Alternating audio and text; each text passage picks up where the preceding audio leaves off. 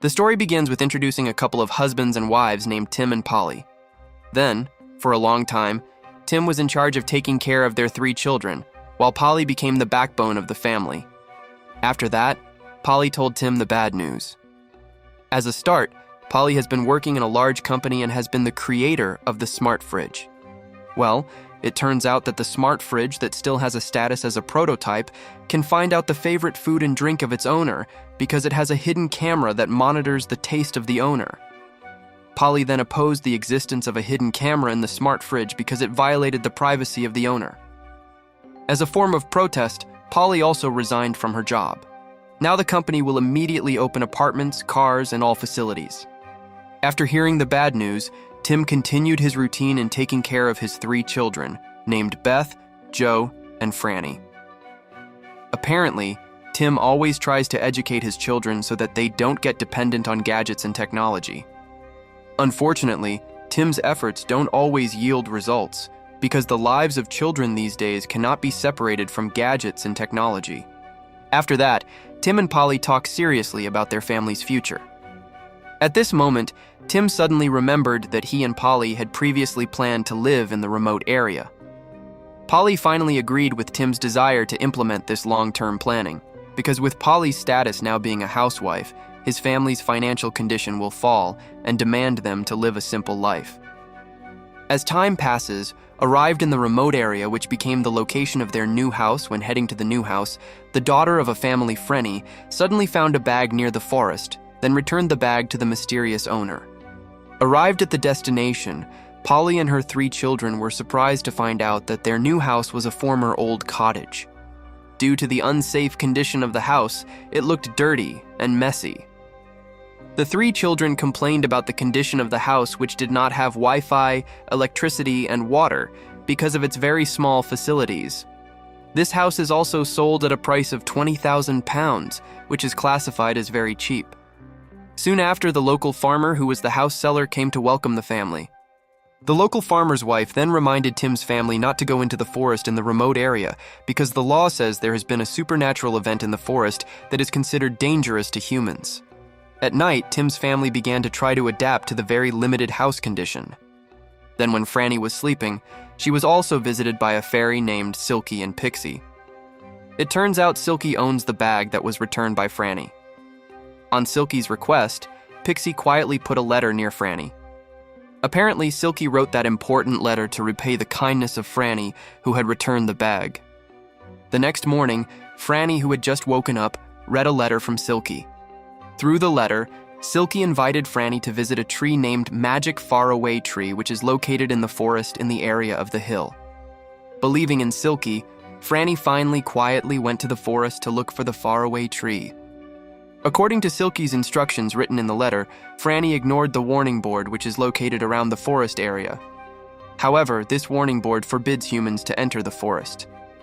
By following Silky's instructions, Franny finally managed to find the faraway tree, which is very large and big. According to Silky's instructions, Franny said special words to prove that she believed in magic. Thanks to those words, Franny was able to enter the forest area. Not long after, Franny used a magical potion which brought her to the forest area. Franny then learned that the forest area was the house of the Faraway tree. Not long after, an inhabitant of the faraway tree named Moonface describes Franny and considers her to be the evil sorcerer. Silky then came and managed to restore the misunderstanding of Moonface. Well, it turns out that the faraway tree is very tolerant. While the situation was calm, Franny showed a gift for the faraway tree as a toy. Apparently, through this gift, she could fix and change the location of the faraway tree. In his letter, Silky asked Franny to bring gifts so that she could get a warm welcome. After that, Silky introduced Franny to the fairies who inhabit the faraway tree. They were the Saucepan Man, Mr. Watts' name, and Dame Washalot, each having their own uniqueness just like Silky, Pixie, and Moonface. Interestingly, Dame Washalot was not just a fairy clothes washer because she had extensive knowledge about various kinds of fairylands located above the faraway tree. Randomly, Dame Washalot chose a fairyland called the Land of Treats as the place that Franny would visit. Together with Silky and the others, Franny used Dame Washalot's magic ladder that soared high into the sky. Turned out, the magic ladder became a kind of bridge to reach the destination fairyland. Upon arriving in the land of treats, Franny and her group tasted various delicious snacks made by the fairies. As the treats brought by Franny became more and more, signs appeared that the position of the land of Treats Island would soon change. According to the warning from Dame Washalot, Moonface and the others rushed to the magic ladder to return to the faraway tree because they would not be able to leave the location if the island's position had changed. In the middle of this critical situation, Franny recklessly took a marshmallow first because she wanted to bring the most delicious marshmallow among all the fairylands. While trying to take the marshmallow, Franny was caught by the security fairy for being greedy. Inevitably, Silky and the others came to help Franny so they could return to the faraway tree together. Thanks to the Saucepan Man's attack that incapacitated the security fairy, Franny's group finally managed to escape to the magic ladder and return to the faraway tree safely. Franny then left the faraway tree through a path resembling a slide. After that, Franny went home at a time when her family was looking for her because she was considered missing. Tim and Polly were then happy to see the change in Franny, who was usually quiet, becoming willing to talk. To prevent trouble, Franny kept the experience a secret from Tim and Polly. Sometime later, Beth and Joe followed Franny's invitation to visit the faraway tree without their parents' knowledge. Franny then introduced her two older siblings to the fairy inhabitants of the faraway tree, led by Moonface. In this situation, Beth always acted cynical because all this time, she thought magic and fairies only existed in fairy tales. Not long after, Beth got splashed with soapy water coming from Dame Washalot's bucket, as if this incident was karma for Beth's cynical attitude. When the time was right, Dame Washalot chose a fairyland named the Land of Birthdays as the location for Franny's group's visit. Beth could not join because her clothes had to be washed by Dame Washalot. When Franny's group had departed using the magic ladder, Dame Washalot told Beth that there was a wicked fairy named Snap who lived in the fairyland under her rule.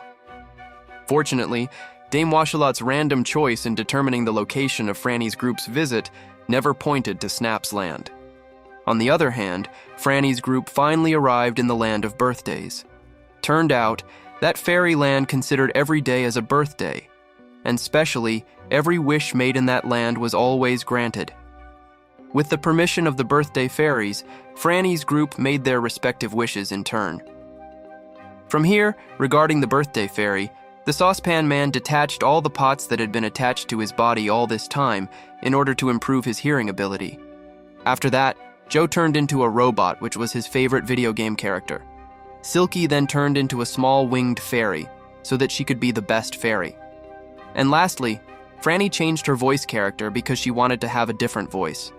Well, unexpectedly, Franny got a deep voice character that was much worse than her original voice. Oh no.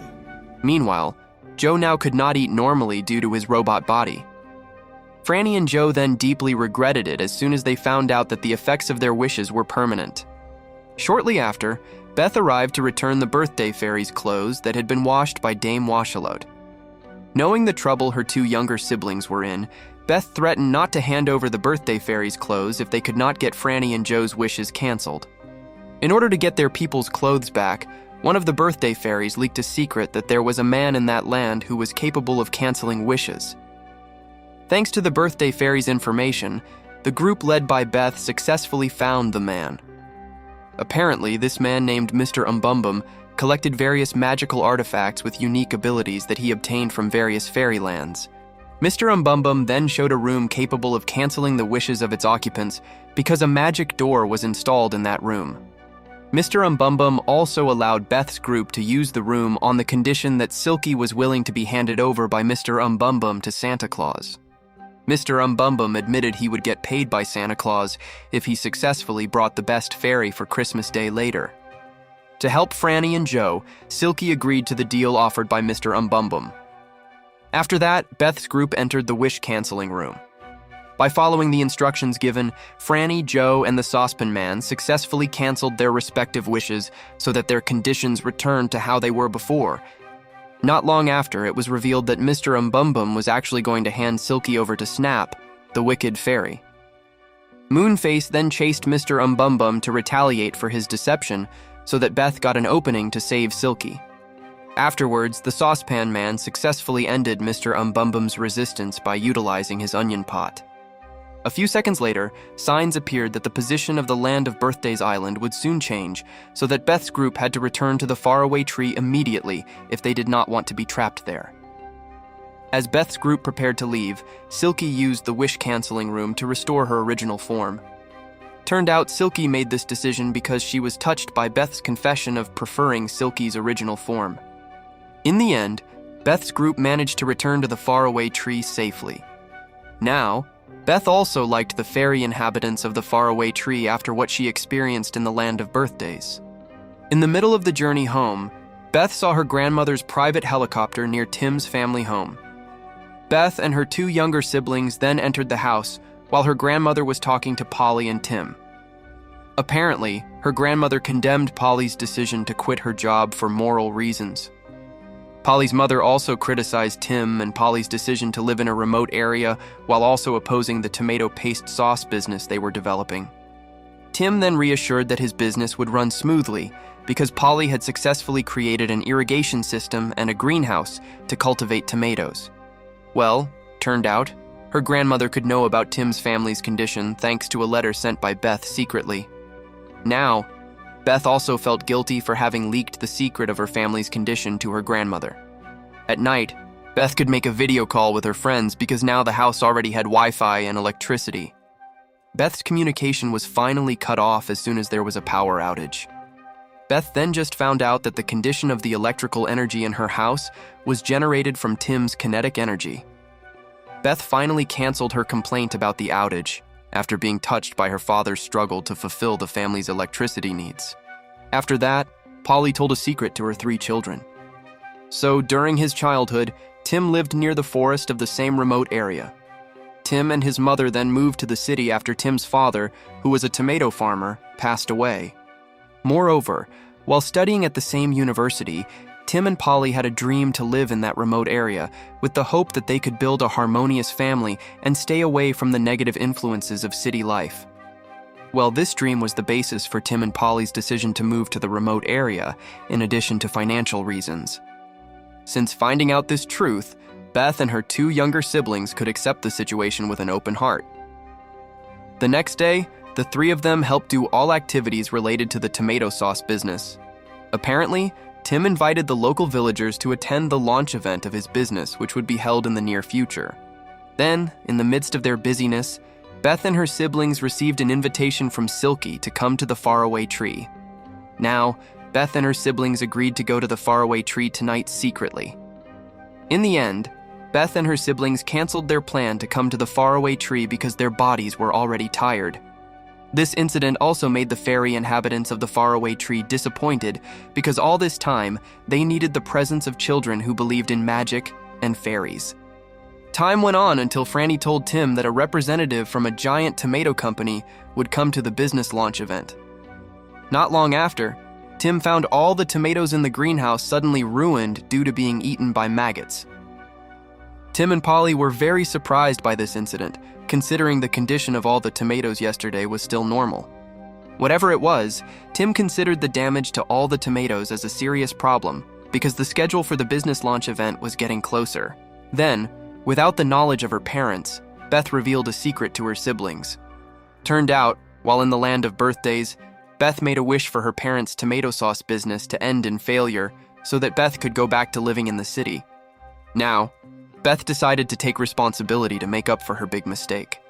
After that, Beth and her 2 younger siblings, whom we will just call Tim's children, secretly went to the faraway tree. Upon arriving at the destination, Beth successfully persuaded the fairies led by Moonface so that they were willing to forgive the mistakes of Tim's children for the sake of saving the tomato paste sauce business. Washalote then revealed that a fairyland named the Land of Spells provided a magic spell to grow plants instantly.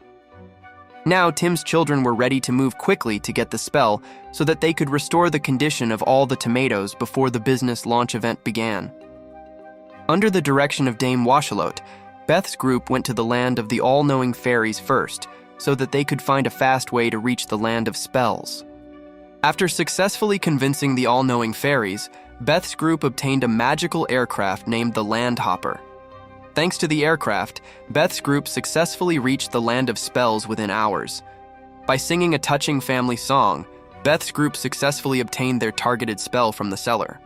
As Beth's group was returning to the faraway tree, the landhopper suddenly experienced a flight failure because it was time for the aircraft to sleep. Due to this malfunction, the landhopper made an emergency landing at a castle located in one of the fairy lands. While waiting for the landhopper to refuel through its sleep, Beth's group inspected the location. Turned out, the castle was located in the land under Snap's rule. Through his leading soldiers, Snap managed to capture Beth's group. They then intentionally made Snap angry so they would be detained in a cell. Apparently, Beth's group used this trick to find a way to escape.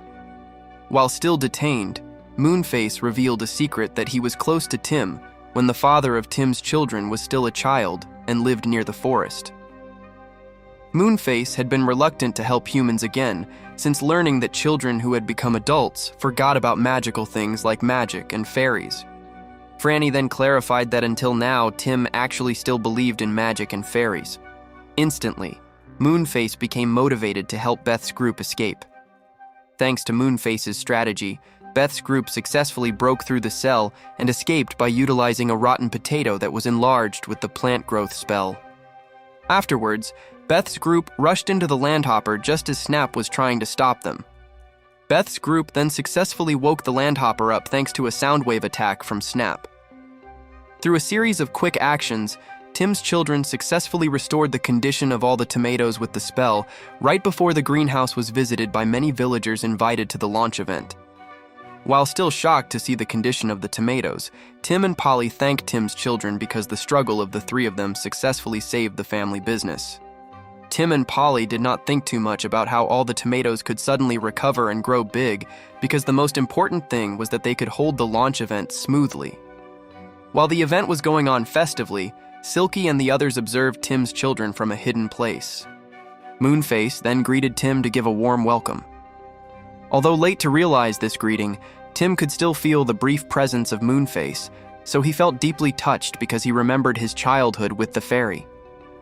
Moonface and his people then left the location after knowing that Tim's family could now live happily. And the movie finally finished. Thank you for watching. If you enjoyed the video, don't forget to hit like and subscribe so you won't miss the next epic story. See you in the next video.